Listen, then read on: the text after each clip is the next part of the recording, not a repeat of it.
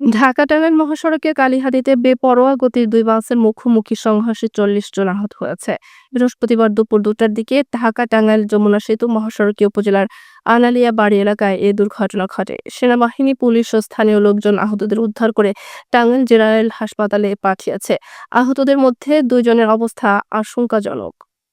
জানা যায়, ঢাকা-টাঙ্গাইল যমুনা সেতু মহাসড়কের কালিহাতী উপজেলার আনালিয়া বাড়ি এলাকায় দুপুর ২টার দিকে উত্তরাঞ্চল থেকে ছেড়ে আসা শ্যামলী পরিবহনের যাত্রীবাহী বাসের সঙ্গে ঢাকা থেকে ছেড়ে এসপি পরিবহন বাসের মুখোমুখি সংঘর্ষ হয়।